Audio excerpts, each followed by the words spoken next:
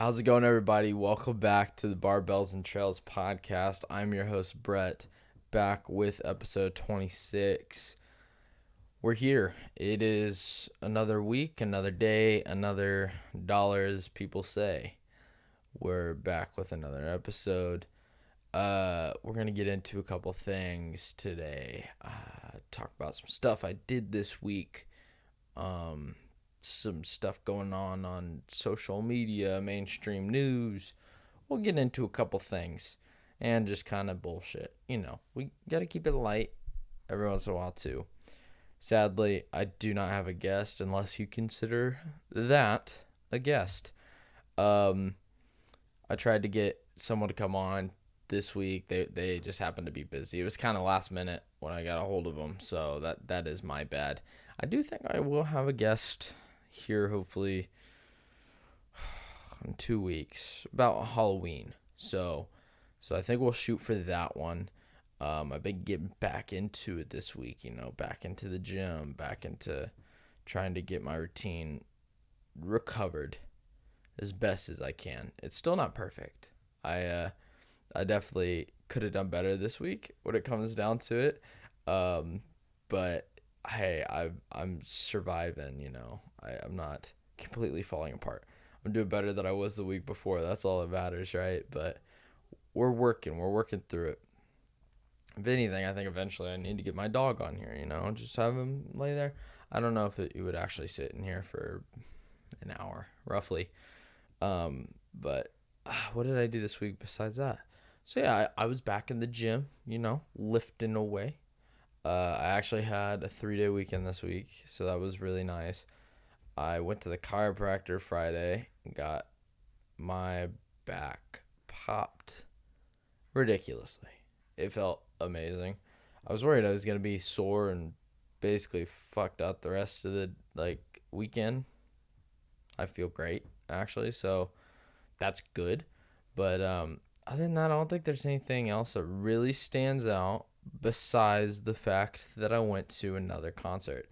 I went to a concert Friday in Evansville. I went and saw Thomas Rett. Most people might not know who he is, but he's a country artist. We went down to Evansville and saw him in concert. I will definitely be putting up video clips and stuff that I have over here. So if you guys are curious, I'll just kind of put those out so you guys can kind of see what it was like. But we actually went and picked up my sister from Vincennes and then drove down there to the concert. She wanted to she's the big fan out of all of us, so she wanted to go more than any of us, and we decided to take her. So it was a lot of fun. It definitely not my music. I mean, I knew some of the songs. I didn't necessarily know some of the verses here and there. But, yeah, country performances and concerts are a lot different than a rap concert or a Machine Gun Kelly concert and stuff like that. So it was a lot different. It was still really good. It was not my normal. And it just, the different vibes between country music and everything else, but it still was pretty good. It just wasn't my thing. But we stayed down there in Evansville, so we stayed the night, kind of walked around downtown. It wasn't bad. That was actually my first time ever being in downtown Evansville. Definitely could have been a worse city, but other than that, didn't do much. So I spent a decent portion of my Friday and Saturday driving. I mean, probably about 3.5 hours Friday, and then I would say probably at least 4 or more Saturday because we had to take a detour. So it was those 2 days were kind of a blur, but when it comes to that kind of stuff, but that's expected. I just kind of I don't even know what I did. I watched on YouTube, listened to a podcast, a little bit of an audio book. I read some on our drives. Nothing too crazy, I just kind of relaxed. Tried to anyways when you're in a car for that long. But other than that, it was a really good time. It was cool to meet my sister's college roommates. So it was interesting. But all right, so I know we did this last week, but why I was in Vincennes picking up my sister, I was able to find something. I was able to find Prime packets. They're not necessarily super easy to find. So I was able to find these at their local Walmart. I may or may not have had one. But we'll still go over them and try them out. If any of you haven't tried Prime, it's just like their Prime. I'm going to set all these here. It's like their alternative. So if you can't get bottles, you got your portable packets, you know? But I was very surprised that they were actually in Vincennes because it's not a very big town.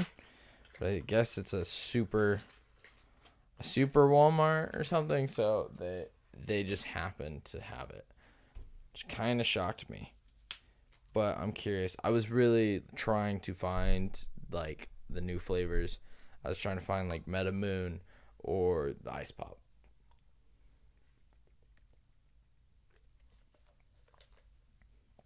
But Prime is a good product. I'm curious to see how this turns out. I feel like it is a little pricey for 6 sticks, but could be worse. I've seen worse. Prime it's crazy. I'm lucky I even found this.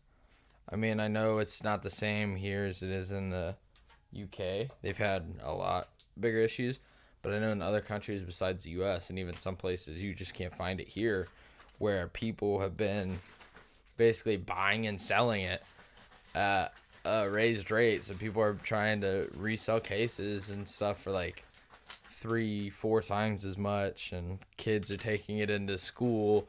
They get their hands on it and selling it to people and making a bunch of money. So future entrepreneurs in my books, I would say. But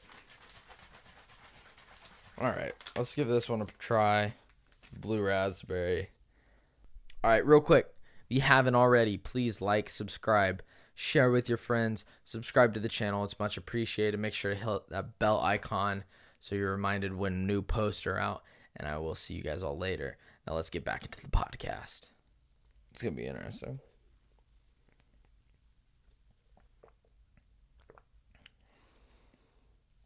Oh, wow. This tastes like, oh. I can't tell if this is it actually tastes very, very, very similar to the regular bottled versions. But it reminds me more of like the blue Dum Dum suckers. Like the blue raspberry Dum Dums. Man, I'm drinking a lot of water today. Just for this. All right, we're moving. But yeah, how was your guys' week? I can't wait to get a guest on. I really do. I need to get a guest on. Next week I'll definitely try having a topic to fill the whole time, so I won't be product testing for you guys. I do feel really bad because this isn't necessarily usable or great for audio listeners, but for any of my audio listeners out there, I am trying a stick mix packet of Prime, which is a hydration beverage.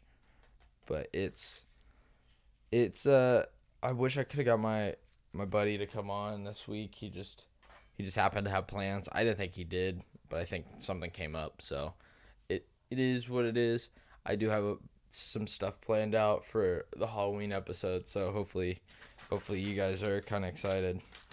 But no, it's been an interesting week. Not too shabby. I mean, I'm just happy that the concert was a good time. It was kind of cool to go to Evansville. It's just, man, those drives are very, very long.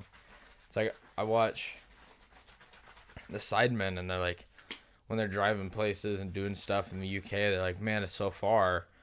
And I'm just kind of like, you guys are complaining about a 2-hour drive. It's like, yeah, 2-hour drive's not fun, but that's not even, I couldn't get out of my state in 2 hours. Like, your guys' country is tiny. I would travel the country and see it all very quickly. So I'd be like, I've been to every part of England. Like, so when I can almost drive 3 hours and still be in my state, and our state isn't even that big. Ugh. If I was in Texas. All right. We're trying the lemon lime.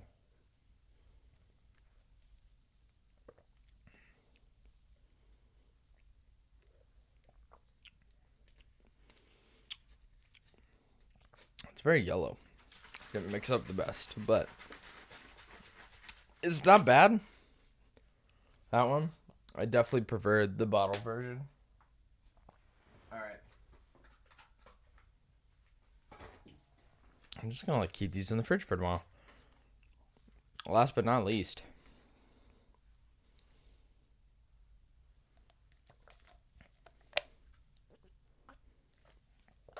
all right, I'm gonna tell you guys a little bit about what I'm planning for the Halloween special. I didn't even tell you guys I was doing a Halloween special. I'm doing a Halloween special. So I think I'm gonna have 2 episodes that week, hopefully. And I'm going to have 1 episode scheduled to come out on Halloween. So you guys will actually get 2 that week. And I'm planning on trying to do probably like haunted stories, creepy pastas, all sorts of stuff like that, like storytelling, just very Halloween themed. I need to watch some more Halloween movies. I don't watch a lot of horror movies. But every now and again, you got to. I'd say the closest thing I've been watching that's Halloween recently is I've been watching the newer new TV show on Hulu, Little Devil, I think it's what it's called.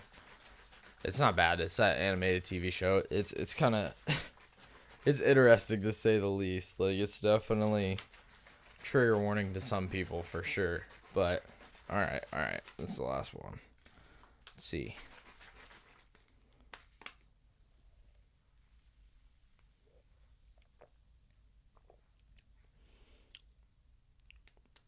No, it's good. It's good.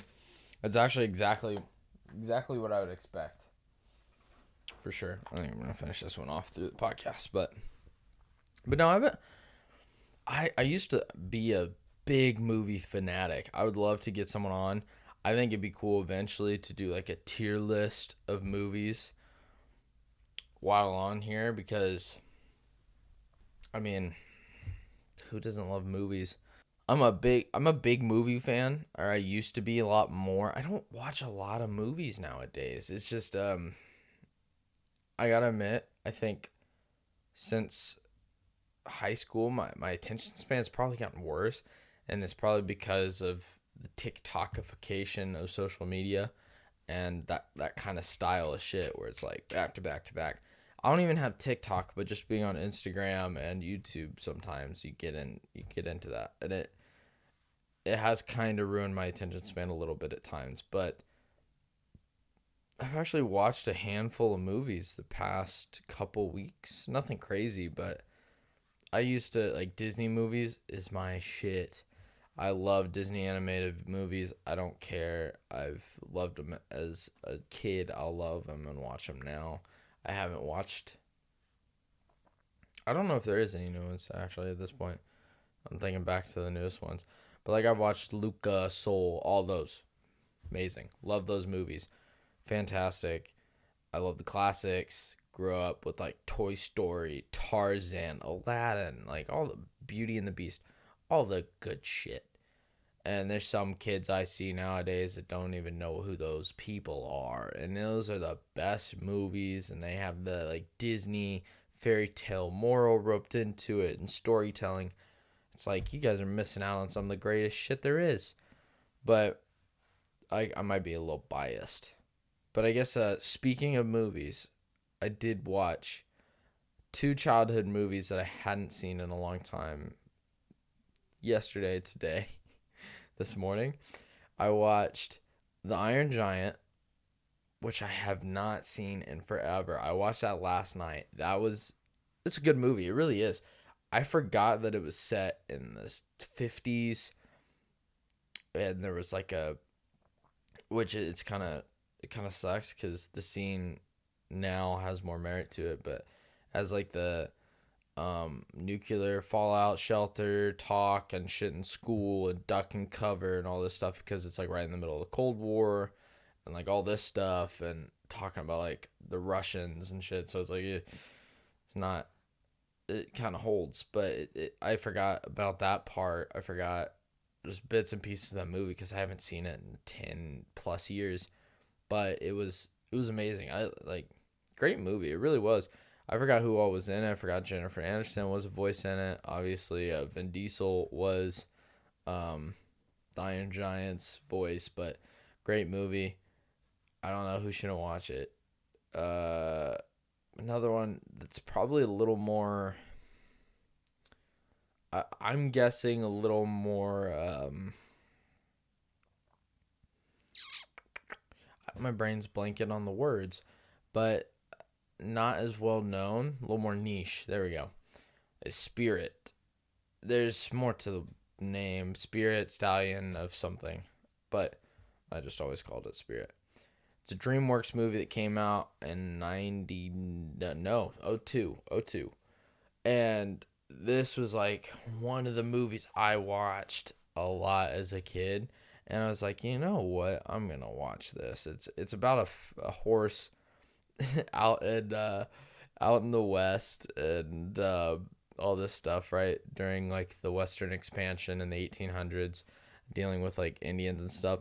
So I liked history as a kid to begin with, but then honestly watching with that, it has some, like, when you really step back and look at kids movies, that's why I'm like, I don't see them as kids movies like some people do all the time, just because like there are some really really deep like morals and like themes through animated movies that honestly as a kid you don't realize. You just look at it, but then you watch it back when you get older and you're like, god damn, like that movie is a lot crazier than I thought. But like with that one in particular, like dealing with the Western expansion in the United States and Indians, and how like the treating the West and basically domesticating the wild and trying to like wipe out wild horses and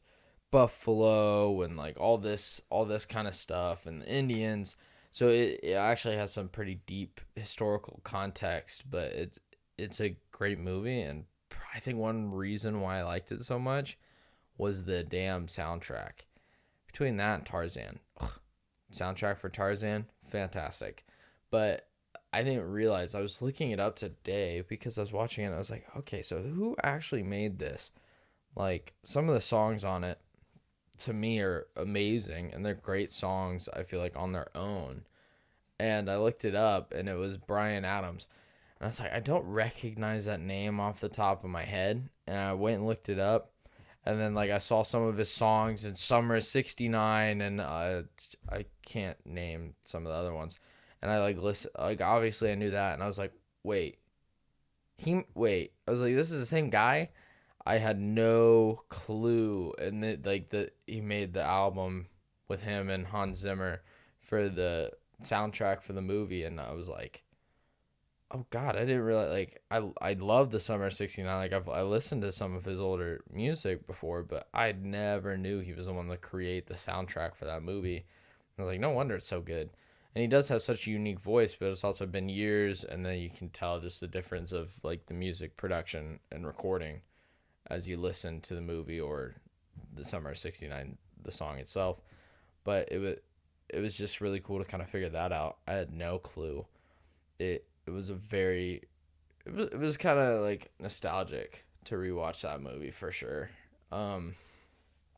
But another movie I had to watch, which I feel like I watch at least once a year, Ghostbusters. It's that time of the year to begin with. It's October. It's like spook season. It's all that stuff. but it's just a classic movie, and I actually just love that movie. It's probably one of my favorites. Um, like that was one of my favorite movies as a kid. Like I liked it. I think part of it is the concept and the story's good. The I love the comedic aspect and the comedy through the movie and the cast that make the movie for sure. And it's just a movie I've always liked. I have to admit though, the second one, I don't know the last time I watched that one. That one would be a while ago. Isn't bad. It's just as a kid, it scared the living shit out of me, and I do not know why. I don't know why the second one scared me and the first one did not. I think it was because in the movie, the villain in that one, spoiler alert if you haven't seen a movie that's 40 years old, is a guy that's basically in a painting, a ghost, and he's trying to reclaim the world and rule or some shit. And he's basically trying to possess and be a newborn in this Dana's baby from Ghostbusters. She's back. She has a kid. And I think part of it was, I don't know, the painting creeped me out as a kid because I watched the movie itself fairly young. But then not only that, I think just the idea of it when I was a kid, not fully understanding it either, I was like, nah, like babies, possession, what the fuck's going on? This baby's about to get hurt. Like, I don't know. I feel like there's more on the line for some reason. Where, like, in the first one, it's like, cool, like, demon dogs and creepy lady, but there's a marshmallow man into the world, whatever. I don't know. I feel like the child thing, like, threw me off because I was a kid and I was like, fuck this. But there for a long time, I didn't have the greatest relationship with horror movies and not even just horror movies, but like thrillers, into the world shit, like apocalyptic movies. They fucked me up a long time. It caused me to basically have like a panic attack and anxiety attack from those movies. So I had to a lot of times leave and not watch them. And I think part of the reason for those and the reason that happened was because it like put the fear of death in me. Like I was scared of dying as a kid. I had like an irrational fear of death, which I don't know why. Like not like when I went out and did stuff, but like movies fucked me up more because they made me think. So like War of the Worlds as a kid freaked me out because it's like, what if there are aliens? Like, one, that's a topic in itself, but to me, I was like, what if there are aliens? What if aliens did just all of a sudden show up and then they come and kill everyone? And I was like, that could happen anytime. Or I don't know, like some zombie apocalypse movies. Those ones never really got me because I was like, those aren't necessarily super realistic. Like the alien thing, to me, I was like, that one could happen. Like, not guaranteed, obviously, but like zombie apocalypse, very more unrealistic and fantasy. Where it's like the alien thing, yeah, you never know. Like there's so many possibilities, but between that and then I'm trying to think, like some zombie movies did mess me up, but like I don't know. There's just like some movies as a kid that freaked me out because it made me contemplate life. Like 2012 scared the living fuck out of me because the idea of just the world ending to me and everyone dying was, I don't know, it just freaked me the fuck out. I couldn't watch a lot of horror movies. I did watch like, saying that, I did watch like Friday on Elm Street, or what the fuck, Nightmare on Elm Street. I just combined Friday the 13th and I watched that fairly young, but I don't know. I feel like that one I didn't like it. It scared me, but I think it's because there was still that bit where I was like, this is just a movie. And I think the main reason being was because you could see the age and the production of the movie itself. I think that as a kid actually helped me rationalize that it was fake. Where it's like if there was a newer movie that came out with certain stuff, it messed with me more. If there's something that was like worse quality, worse like effects, like all this stuff, it wouldn't mess with me quite as much. But there was some movies I know I physically had panic attacks pretty much, and just like I didn't tell anybody, but I like couldn't watch the movie. Like I remember leaving the room for certain movies and doing something else because I was like, I can't watch this shit. Freaks me the fuck out. And I gotta go like watch something to like cheer me up and like revitalize me, because there was just some things as a kid that really fucked me up that out like a lot of people didn't realize. Like there was I went through a phase for a long time. This was actually later, where I had like a fear of dying, of like developing some disease and just like dropping dead. Like I remember one time I probably was, oh man, I wasn't like super young. I was in middle school. I'm going to say maybe 7th grade. So that'd be 13? No. No, not 13. 12 for me, I think. Because I was one of the youngest people in my class. I might have been 12. Don't quote me on that one. But I remember I got like a fever. I freaked the fuck out. Like, I was at home by myself taking my temperature like every 25 minutes and done this. And I think part of it was because I had watched a movie fairly recently where I basically learned that fevers can be fatal. Like, even though the fever isn't what kills you, it's the virus. The fever is your body trying to fight the virus. But at the time, like, that made me think, like, oh God, like, fevers can be deadly. I can die from a fever. I have a fever. What if I die? And so I was like checking my temperature all the time. I remember when it got kind of high and it wasn't even necessarily that bad, I like took a cold shower to bring my temperature down. I did all sorts of shit because it scared the living hell out of me for some reason. Like, I think I was kind of scared at the time to basically be home alone when I was sick, because I was like, what if I gotta go to the hospital and I can't get there? Like, I was like, oh, I'm fucked. Like, I'm gonna die. Like, I really don't know where that came from. Me personally, I really don't know what gave me that sense of dread at such a young age for a while. I was able to grow out of it, but it was just like there for a minute. Like, it was not fun, like looking back at it. And I really don't know what caused it, but I think it was just me. I think part of it was just me at a young age, even just understanding morality a little bit. And I was like, oh shit, like people can die. And I was like, I can die. Like, wait, what? And so it threw me off. Like, I think part of it might have actually been my great grandmother's death. I think it kind of rattled me because it was the first person that I knew to ever pass away. And luckily that's like one of the main only. All right, real quick, if you haven't already, please like, subscribe, share with your friends, subscribe to the channel. It's much appreciated. Make sure to hit that bell icon so you're reminded when new posts are out, and I will see you guys all later. Now let's get back into the podcast. It's like I might have like war movies, whatever, but like it really made me think about it, because I was like, I can die, my family can die.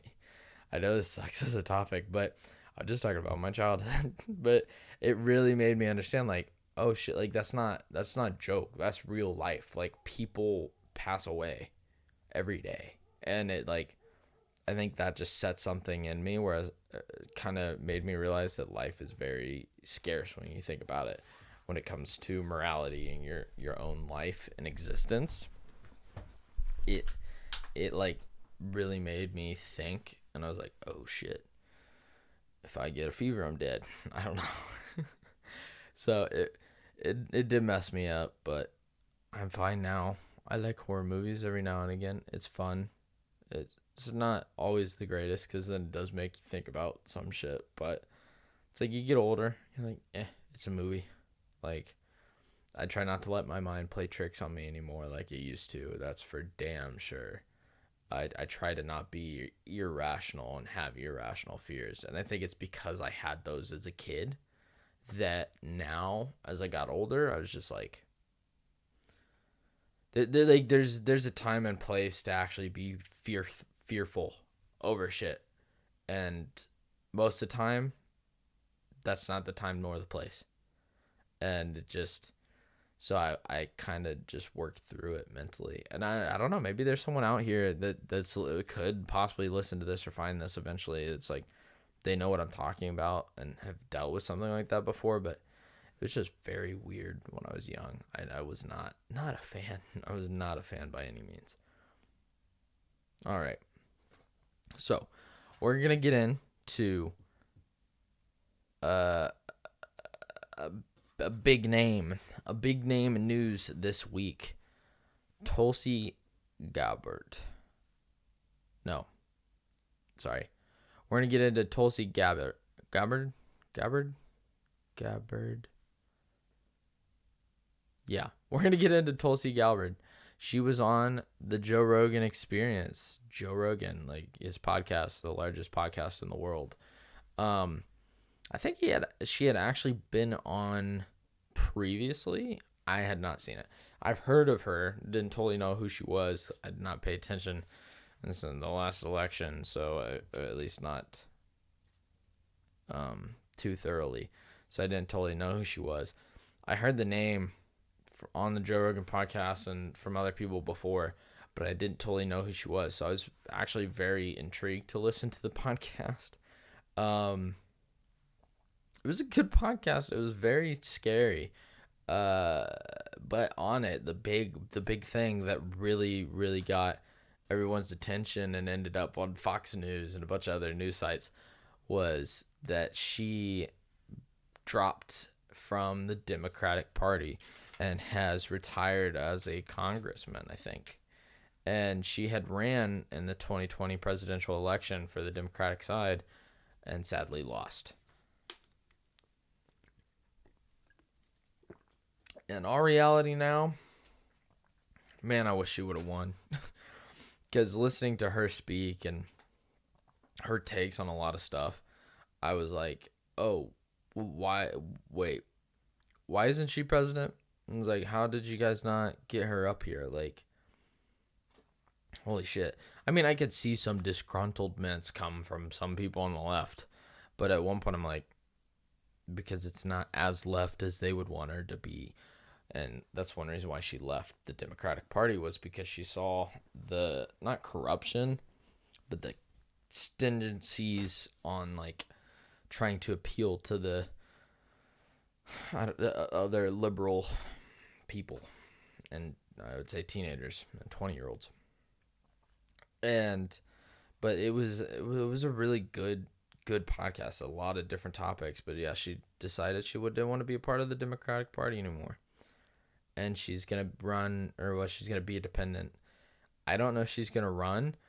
It was kind of depressing because Joe asked if she was going to run in the 2024 election. And basically her words were, at this point, we don't know if there's going to be a 2024 election. So I'm not necessarily saying I'm going to run or not. Because she was talking, one of the big topics for the podcast episode was on Russia and Ukraine.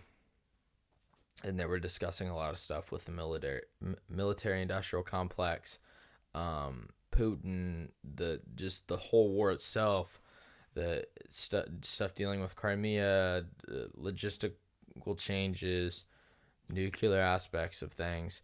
And she basically said, she's like, at this point, there's no necessary guarantee of what's going to happen in the next 2 years. So I can't necessarily tell you yes or no on if I'm going to run because stuff's so volatile. And it really was like, oh shit. And along that line was one thing that they talked about was last week Biden had been leaked that Biden had said that this is the closest we've ever been to nuclear war since that we're actually closer than the Cuban Missile Crisis. But sadly, he didn't say this publicly. He said it in a donors meeting for the Democrats, and it just happened to get leaked.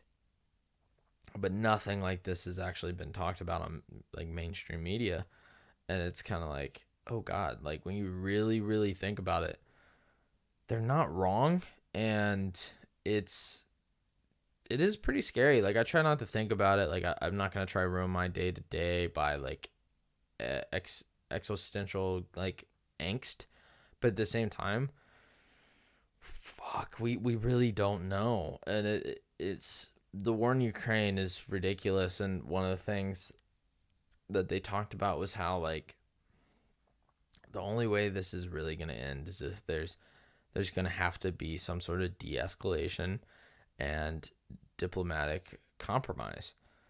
But at this point, either side isn't doing it. The U.S. is not trying to use our foothold to try helping that process come about. And certain people are just trying to keep pushing weapons and war. And in all reality, that's just going to push us closer to World War III. And we probably should be pushing for a diplomatic outcome. And the people higher up are not at this point. So it's very... It wasn't a very uplifting podcast by any means, but it was very truthful, like straightforward, and it was very interesting to hear someone that's been that involved in politics really break a lot of this stuff down. And I'm really like, man, why don't we have her? Like, she's from Hawaii, so she's is it Sumerian? That's not the right words. Samoan, sorry.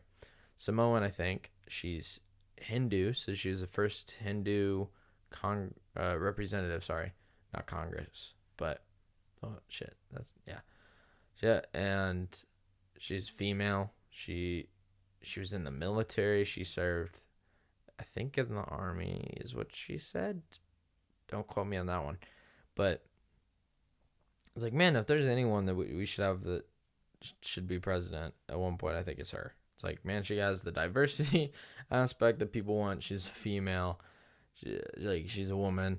She's not even Christian, which I feel like that might piss some people off, but I don't think that should necessarily matter when it comes to who runs as president. And she's also served. It's like, man, when was the last time we had a president that had served in the armed forces? And that would be a very good aspect, especially considering what's going on right now. But it was an amazing interview. I do recommend anyone to go listen to that episode and just kind of get a feel for, I guess, like the political climate and just stuff going on.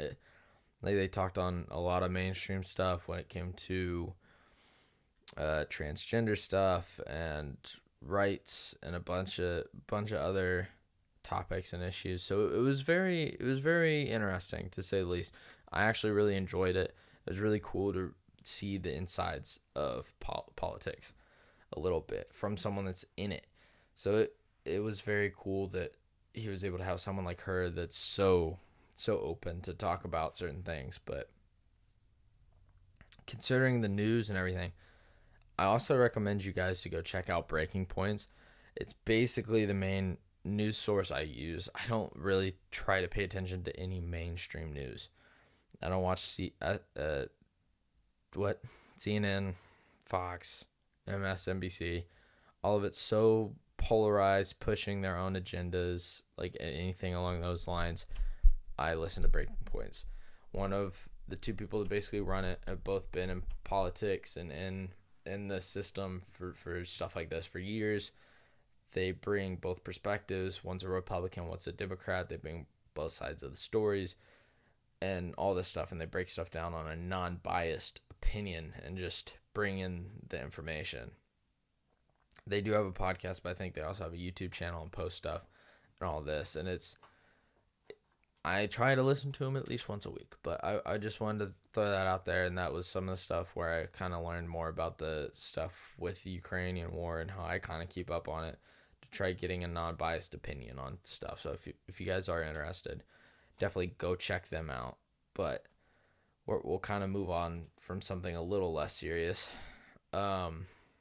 Yes Theory had their first premiere for the documentary. Well, okay, actually, I think they're on like 3 or 4, but they released a video on how their first premiere went and kind of behind the scenes. It was very cool. It was the first one was in Copenhagen, and I really can't wait till this is actually released on YouTube to watch. I don't know how long it is. I'm guessing it's like hour 45 at least. So it's a full-length documentary, but I'm very, very curious to see what they're able to do. It's very cool. Like the whole team, Matt, Mar, Thomas, like all of them, all the main guys that have been with them for years that started the company together and have been friends for 8 years are all there, and they're going around just supporting it.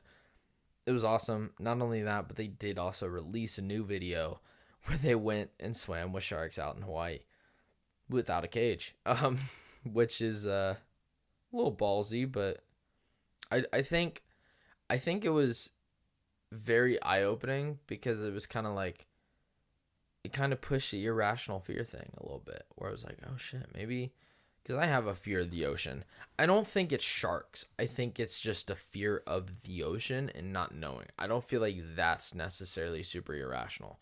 I don't have a fear of like swimming in the ocean and a shark necessarily getting me. Like a shark's not what pops into my head. I don't know if there's anything that actually pops into my head. I think in general the ocean should be respected as its own force, and it's kind of like weather. It's like you don't want to piss it off kind of thing. Like I don't know. So it was very cool to see because it was like it's sharks attacks. It's like one in every over like 12 million people might get attacked by a shark, when you can get struck by lightning, and so a chance of a 1 in a million. So they talked about a whole lot of stuff. They had a photographer that was actually with them that's a conservationist for sharks, and he had actually been attacked by sharks and is an amputee and lost his lower half of his right leg. So it was very cool to see someone that's had actually had an encounter to be so, I guess, almost like forgiving to the whole situation, but he was also very respectful in the sense of understanding that he was in their terrain, all this stuff. He respects nature in the sense of like shit happens kind of thing to an extent. And it was very, very cool to see like these sharks so up close, and they talked about like the fishing situations and how many die, and I think it's like, oh, I can't remember how many sharks get killed every day that they said like globally. It kind of blew my mind. I was just sitting there and I was like, wait, what? Like that many sharks get killed every single day? I think it was like, I think almost 50,000 a day, millions every year, which like I think there's a lot to be said with conservation. Like it's such a crazy topic, and with the ocean, it's so fucking hard to really enforce or try making changes at times, especially when you go to other countries. Like there's not much you can do for like the Philippines and some of these Asian countries where there's not necessarily as many restrictions and laws and all this stuff to enforce stuff. But I think even in some of the major countries, they're talking about like slack lines that would run miles with hooks every 3 feet, and how that 80% of the stuff that get caught, and they check the hooks like every 2 or 3 days. So all the animals are dead most of the time. And they check these lines, and 80% of them they end up just throwing, and they don't keep. And it's just like, wait, what? They set out these hooks for 3 miles, don't check them for days, let all these animals die, throw out 80% of the bodies, and it's like, this so wasteful. Like, it's like, if at one point for me, it's like, if you are gonna kill a shark or accidentally catch all these things, try to do something with it. At least in my eyes, it's like, to just also leave it and just throw it out and stuff like that, it's just like so arrogant and wasteful. And that's the one thing I think with like humanity, is there isn't much respect for nature. And I know, I mean, I can't necessarily, like, I've talked to you guys about this before when it comes to like green energy and all this stuff and certain things and climate change or whatever. It's like, I can't preach too much. Like, I don't have a EV, I don't have solar panels in my house, I don't have this or that, but I'm at least very aware, and I understand that in many situations, if I wanted to, and I could and should be better, but in the sense of respecting nature itself, when it comes to littering, polluting, like doing different stuff along those lines, it's that's the thing I hate, is like the deforestation, the killing of animals to near extinction, the pollution that affects habitats, like that, I think is the thing that upsets me the most. At one point, all right, do we have global warming? Are the temperatures going up? Are we possibly going to kill ourselves? Yeah. In that process, are we going to kill everything else? Yeah, very possible. But when we're not to that point, and we're just like dumping gunk and bullshit and chemicals into rivers, and chopping down millions of trees to try farming in Brazil that you can't even fucking farm on, and like doing all this shit, it's just mind blowing. It's like, why do we think this kind of stuff's good? Like, it really doesn't make sense to me, and it's very sad, but it happens. I'm very proud of Yes Theory though, for everything with their premiere and their video. I can't wait to watch the documentary. I really don't know like the timeline of when it might be released. I'm hoping within the next 2 weeks, but I could be wrong.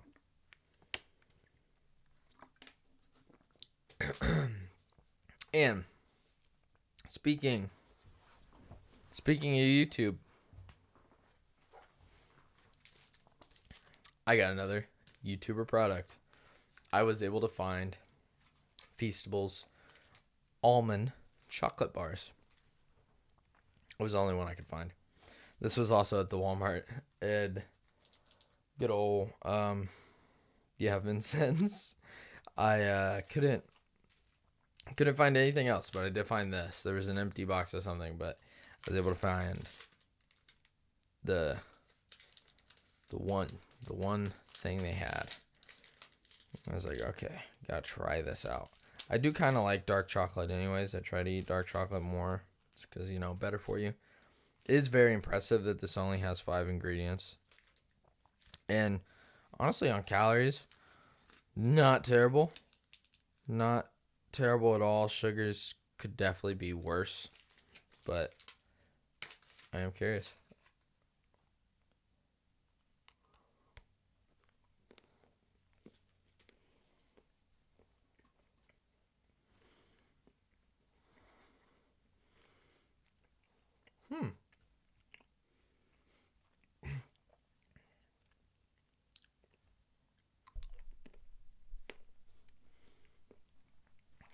That's very good. That really is. I don't know. I really don't know what it is. And YouTubers making such good products. Like, it's because they want to prove themselves. I think that's what it is. I think with like Prime, Sidemen stuff, Mr. Beast, Yes Theory, I think all these people, part of it is like they want to prove that the stuff they can make is good, high quality, and that as a YouTuber, as an entrepreneur, you can kind of do anything. So they make sure that their products are like really good, and so far I don't think anybody, at least recently, has missed a shot. Like they've done absolutely amazing for sure. But all right. All right, we're gonna go to boxing. Boxing. Who's been boxing? I don't know really.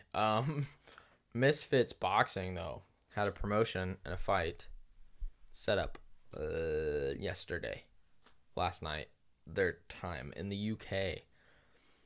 I did not watch the whole thing. I coulda, I didn't. I'll be honest. I did not know most of the fighters. I couldn't name you most of them now that was on the card. But the main fight, I did see the last two. I saw Slim, and I think it was like a Taylor something. I don't know. I didn't. I did not see. I did not see the other guy. I remember his name. I just know Slim because he's been on other cards before. Really good fight. Slim won, and he bloodied the hell out of this guy. It was very interesting. He beat the crap out of him. He was bleeding everywhere. It was a mess. He easily won. He wanted to knock him out, and he didn't. But hey, it happens. But the main fight, Jay versus Churdleys, sorry, and Jay Swingler from TGF Bros YouTube channel of the UK. They're known for doing ridiculous stunts and all this stuff. This other guy, I have no clue who he is. Very interesting fight. By interesting it was very quick. It was that was the only people I was like trying to watch because I wanted to see Jay fight because I hadn't seen him fight in years. He was on the undercard for I think KSI. Was it KSI and Logan? If it wasn't KSI and Logan, I think it was KSI and Joe Weller, the very first like YouTube boxing event, pretty much. He hasn't fought since 2018, so I was very curious to see what he could do. And he came out and he ended the fight in 1 minute and 10 seconds on the dot. KO. He was laying into him, hitting him pretty good. I'm not demonstrating very well, but he was hitting him, swinging bam, bam, boom, ba-doom, knocking people out, as you do. But no, he happened to get, he at one point had some really good form. He did actually get some good body shots in here and there. He got a few good jabs. Nothing too crazy, but in that short amount of time, he did have some decent connections here and there. And then at that point, he just happened to see his opening, and he basically got two right overhands almost back to back because he would throw a left. I think he did miss the lefts, but then he got two right overhands basically back to back and connected right square on the jaw. And you just see the dude just eat him. And that second one, he went out. He went out for the count. Fight was over right then and there. That was very, very impressive on Jay's part. I was very curious to see what he could do, and I feel like he didn't disappoint. I'm looking forward to what's gonna happen on this January card, because at this point, like, there's rumors of obviously JJ fighting. Jay said he might try getting on it if they put him, if Kenny's on it again, which those two might actually fight. Logan Paul, Deji, possibly, like there's such a variety of people that would be on there, and most of them I'd want to watch. That card would be amazing. And something else that's happening here soon is Deji is fighting Floyd Mayweather, which doesn't make sense. Deji is JJ's younger brother, KSI's younger brother, and he just fought on that last card with JJ, won by KO, and somehow he scored a fight with Mayweather. It's an expedition, but still, he's fighting Floyd Mayweather. I think it's the start of next month, so it's only like two and a half, 3 weeks away, roughly. And very, very curious to see what happens, because I mean, even if Deji lasts, I'm very, very impressed.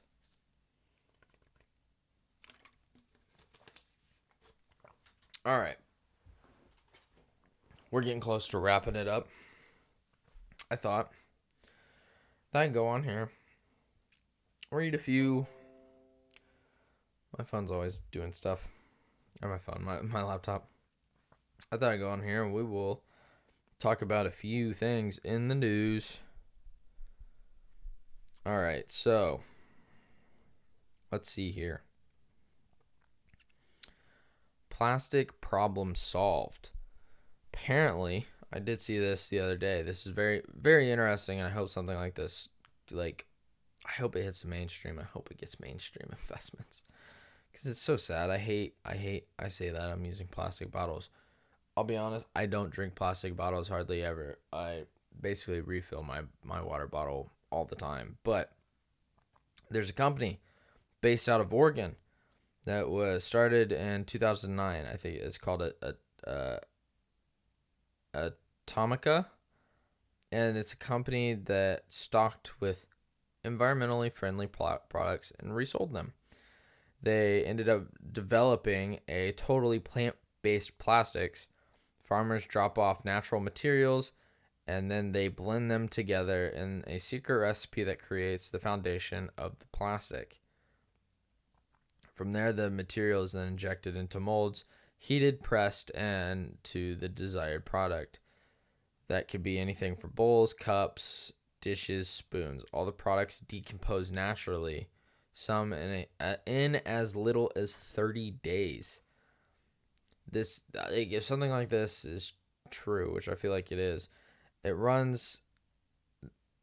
this company also runs its own recycling service where it collects traditional plastic products from companies, melts them down, and presses them into new products. Atomica says it can get up to 15 generations of use out of petroleum or plant-based plastic product. That's absolutely amazing. So the CEO actually told the people, this news source, that the whole process is leveling the plastic playing field. Traditionally, plastic ingredients come from carbon products like oil, which only a handful of companies are big enough to produce. And he says that companies like Atomica are changing that process. Anyone can buy raw materials from a farmer, but turning them into useful bioplastic requires knowing what ingredients to mix, how to mix, and the process. Poor processing creates junk. Doing it well creates useful bioplastics. That's actually quite amazing. I would love to, if I'm ever going to use plastic, I would love to purchase theirs because that's ridiculously,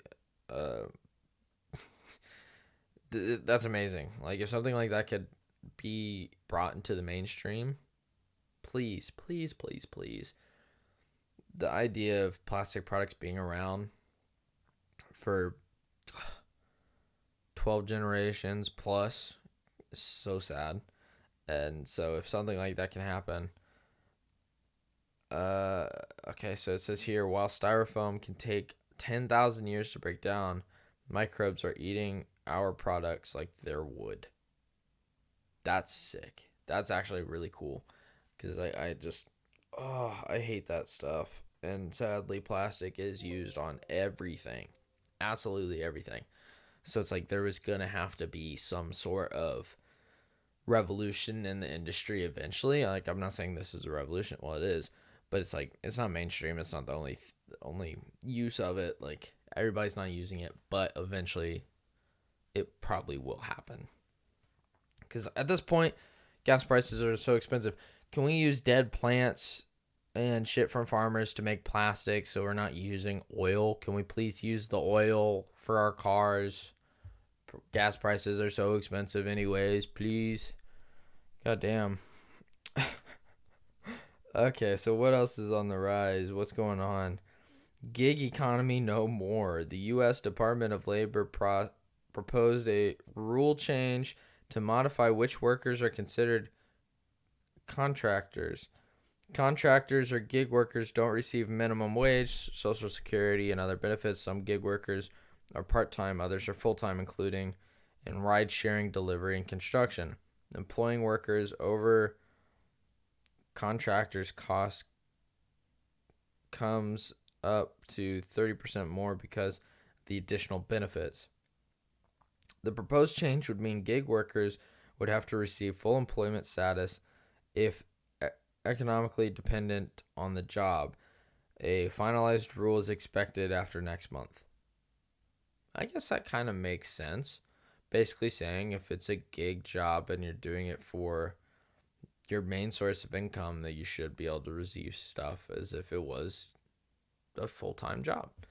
I feel like that's fair. Alex Jones is ordered to pay nearly $1 billion. The jury ordered Alex Jones to pay $1 billion over claims he made about the Sandy Hook shooting. In 2012, a gunman killed 26 kids, or people, including 20 first graders at Sandy Hook Elementary in Connecticut. Jones, who runs social media outlet InfoWars, claims the attacks were staged by the government to pass gun reform. He called grieving parents crisis actors, which led those to receive death threats. A jury found Jones guilty of defamation and ordered him to pay $965 million to specific billions. Jones asked, "Do these people actually think they're getting any of this money?" His lawyer said they will appeal. Ridiculous. Yeah. Somehow it is kind of strange because some of the stuff, I'm not saying all by any means, but there is a handful of things that Alex Jones has talked about that do kind of pan out. But the Sandy Hook thing, first time I heard it, I was like, what the fuck are you talking about? And apparently he did kind of get his comeuppance in this scenario. I mean, it's not perfect, but at least their family's getting something. Inflation remains hot in the U.S. Yippee! Yay! New data from September indicates the U.S. inflation remains hot. No shit. Core inflation prices, including those for foods, fuel, and which fluctuate widely, hit 6.6%, its highest level in 40 years. The figure means prices were 6.6 higher in September 2022 than September 2021. When considering all goods overall, inflation declined from 8.3 in August to 8.2 in September. This was largely because of the decline in gas prices, driving higher prices were rent 6.6 over the last year, vehicles 9.4, and medical care 6%. The war does not help by any means. This definitely is probably having one of the bigger effects at this point, at least globally, between that and then just a bunch of other stuff. U.S. to deport Venezuelans. The U.S. will deport Venezuelans who entered the country illegally to Mexico, the Biden administration announces. Economic and political turmoil in Venezuela has led 6.8 million to flee the country in recent years. In the last year, 150,000 have entered the U.S. illegally. The new policy bans any Venezuelans who illegally entered the U.S., Mexico, or Panama, which migrants must cross to reach the United States, from receiving aid. The U.S. will allow 24,000 Venezuelans to enter the U.S. legally. These actions make clear that there is a lawful and orderly way the Venezuelans to enter the United States, Biden administration official said. I don't know what to necessarily say about that one. That's weird. That's crazy. It's a interesting topic for sure. But okay, where are the world's top 50 universities? Per 2022 Times Higher Education World History Rankings, which judges schools on staff quality, funding, research, and more. Per the ranking of the University of Oxford in the UK, which is the world's #1 university, followed by the California Institute of Technology, Harvard, Stanford, Cambridge. The U.S. has 8 of the top 10 schools. What? Well, can we at least fix the pricing? They might be the top 10 schools, but why are they so expensive? Western Sydney University in Australia is the site's top rated for impact for sustainability. No university in Africa South America, Central Asia, India, the Middle East have cracked the top 100. Well, that's not good. We need to get them in there. All right. Last but not least, something that we did kind of talk about earlier in the movie Spirit. We might be losing bisons. Last month, they had visited a bison ranch in Oregon. The ranch has been raising grass-fed bison since the 1970s. Tens of millions of bisons used to roam the American West and were nearly hunted to extinction in the 1800s. Conservation efforts and ranching have since brought them back, with an estimated 30,000 now living in the wild and 400,000 as livestock. Still not that many. Bison graze in a way that yields major benefits for the ecosystem, and their meat has surged in popularity. It's red and has as much protein as beef or chicken, but less cholesterol, calories, and fat. But disease now threatens them. Oh boy. I guess there's a disease called mycoplasma. Is a bacteria with no cell wall which allows it to mutate quickly. Strains that cannot necessarily be vaccinated against, and you have to keep creating new ones. Symptoms vary from animal to animal, which allows it hard to actually detect what animal is sick. Bison are uniquely vulnerable. They've been bred back from a relatively small pool, leaving them with low genetic diversity.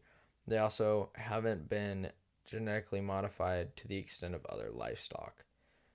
For the last 20 years, people in South Dakota State University Bison Study Center have been working to beat the disease, but for now, there's little that can be done. We're helpless, quote, we're helpless watching your animals wither away. Damn. I hope we don't lose our bison to some goddamn disease, because we already about lost them in the 1800s. We don't need to lose them now. I haven't even actually seen a bison in person, so hopefully they don't die out on us. I feel like, if anything, I feel like the wild bison might do better, but still, only 30,000. Man. But, alright, well, I think that is going to call it for this week. I do hope you guys enjoyed.